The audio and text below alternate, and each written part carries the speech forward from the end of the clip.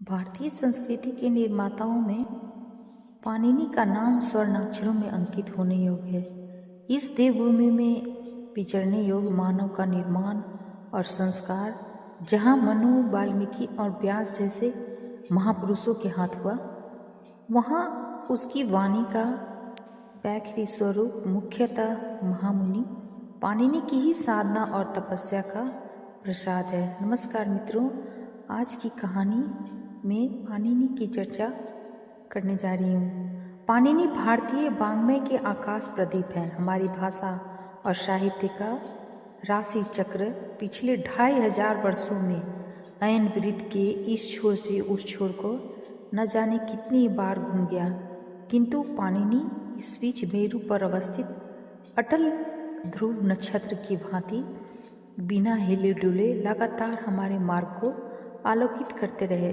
और आज भी वह मानो हमारी तारापथ के अक्ष बिंदु पर ही अवस्थित हैं। पाणिनि वैदिक युग के अंतिम आचार्य हैं। उनके साथ हमारे इतिहास के प्रथम पर्व की समाप्ति और एक नवीन अध्याय का आरंभ होता है।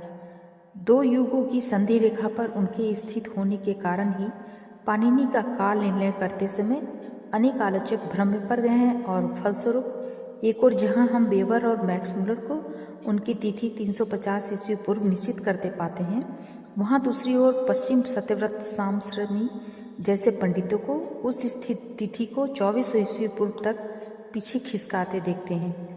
इस कालावधि के बीच भी अनेक विद्वानों द्वारा भिन्न भिन्न तिथियां निर्धारित की गई हैं, जैसे गोल्डस्टकर और भंडारकर द्वारा कम से कम 500 ईस्वी पूर्व, बेलवलकर द्वारा 600-700 ईस्वी पूर्व और राजवाड़े तथा वैद्य द्वारा 800-900 ईस्वी पूर्व। किंतु सच पूछिए तो इनमें से कोई भी निश्चित रूप से पाणिनि को तिथि के पास में नहीं बांध पाया है।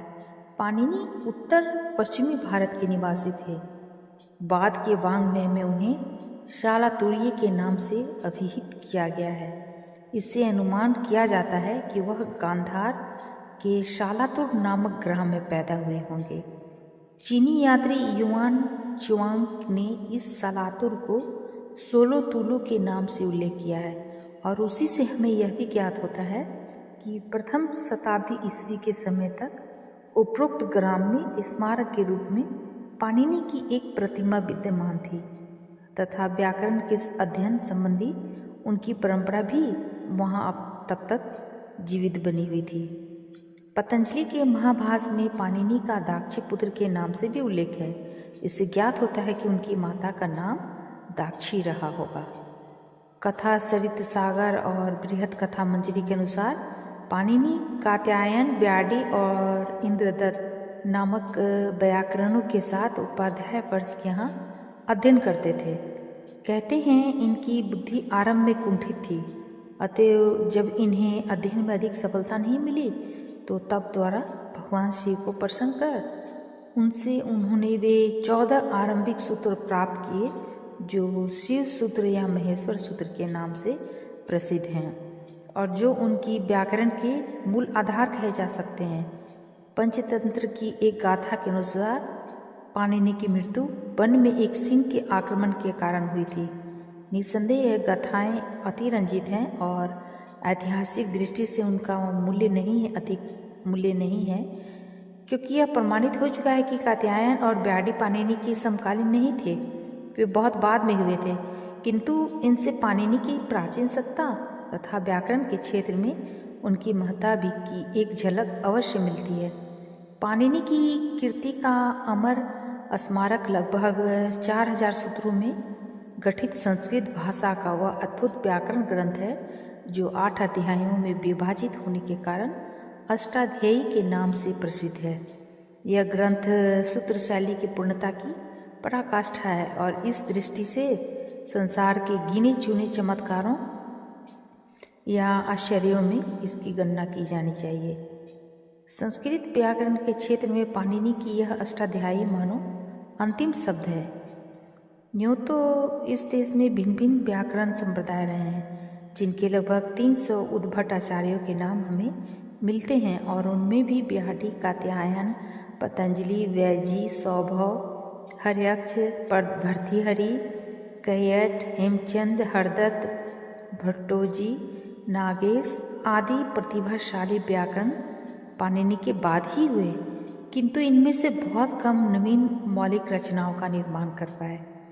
हेमचंद्र आदि की कुछ कृतियों को छोड़कर जो कुछ भी लिखा गया वह अधिकांश में पाणिनि के ही भाष्य, टीका, व्याख्या, आलोचना, परिवर्धन या संशोधन और परिवर्तन के रूप में है। और तो और कात्यायन या पातंजलि जैसे प्रकांड व्याकरण भी पाणिनि के ही आलोचक या भाष्यकार हैं। व्याकरण के क्षेत्र में भारत की साधना का इतिहास अति प्राचीन है। उसका आरंभ पाणिनि से बहुत पहले हो चुका था।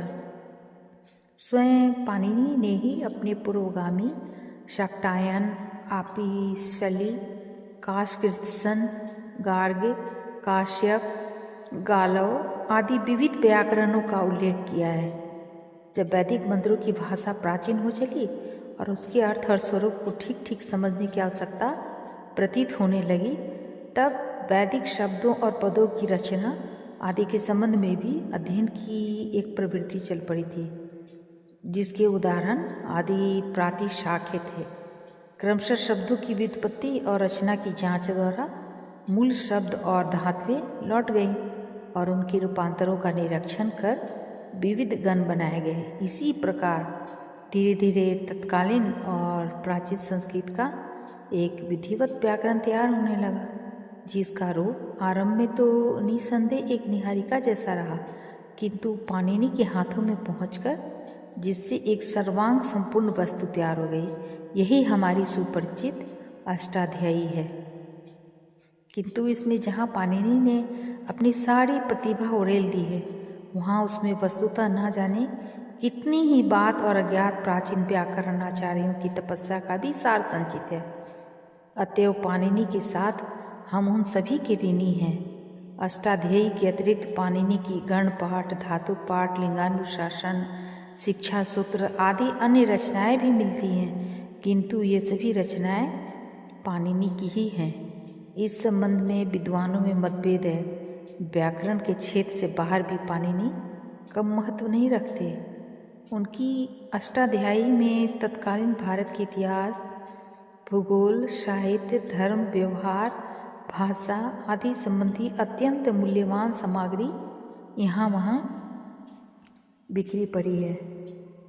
इस प्रकार पाणिनि के हाथों में न केवल देव भाषा संस्कृत प्रत्युत वैदिक युग की सारी संस्कृति की कुंजी है, वस्तुतः पाणिनि हमारी प्राचीन भाषा के प्रमुख रूप निर्माता और संसार भर के व्याकरणों के सम्राट ही नहीं, बल्कि व्यास, वाल्मीकि, कौटिल्य और शंकर की भांति भारतीय संस्कृत और ज्ञान की अमर ज्योति के चिरंतन रखवालों में है।